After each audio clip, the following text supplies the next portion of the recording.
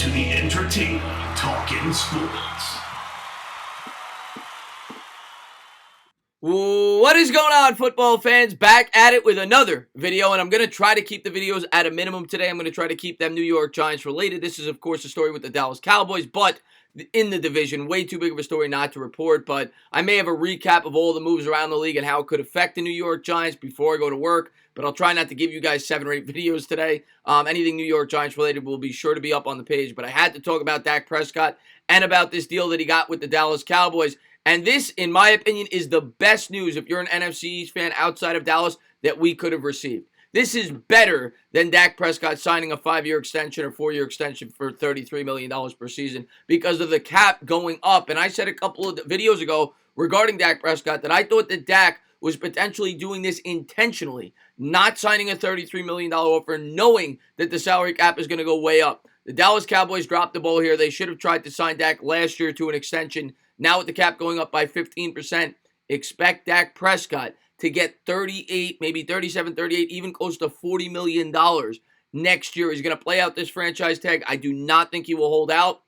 His market value was right around 33, 34, seeing what Wentz got last year, but his market value next year will skyrocket with the salary cap increase, and the Dallas Cowboys will have to pay for it unless they want to see Dak walk. Of course, I guess the risk that Dak will run now is if he has a regression in play, maybe he will not be able to get that top-tier money. But even if that were the case, he'd probably still command $32 or $33 million in next year's market. If you're a Cowboys fan, you can't be happy about this, in my opinion. It does not make a lot of financial sense.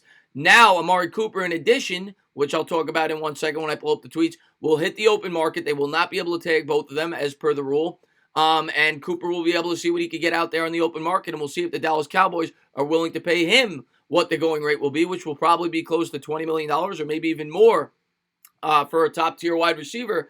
And, for Dak, I mean, this is the best news ever if you're Dak Prescott. He is going to make a killing next year if he plays well with the Dallas Cowboys. And as New York Giants fans, we should be smiling ear to ear. Had they got this deal done a year earlier, it would have been much more affordable for the Dallas Cowboys. But let's jump into some of the tweets regarding Dak Prescott and the contract that he's about to receive on the franchise tag. The Cowboys are using the exclusive tag on Dak Prescott. So an exclusive tag and the franchise tag. The franchise tag would have been 26 or 27, but the exclusive tag makes it so no other team can negotiate with Prescott. It guarantees he will stay there, and because of that, it's going to cost them $33 million, which means no other team can negotiate with Prescott. The exclusive tag is projected to be $33 million, fully guaranteed for 1 season. Dallas and Prescott will have until July 15th to hammer out a long-term deal. So they could still try to work on a long-term deal, but if you're Dak Prescott at this point in time, the only way I'm hammering out a long-term deal is if I'm getting close to my projected rate for the following season. Otherwise, I'm playing out my fully guaranteed $33 million contract. That is the smart thing to do if you're Dak Prescott. This is the next thing. Adam Schefter reports, with the exclusive franchise tag now placed on Dak Prescott, Amari Cooper has the ability to test the free agent market, though Dallas will be aggressive in trying to re-sign him. And I would think, like I said, that's going to be a multi-year deal, probably for $20, $21 million.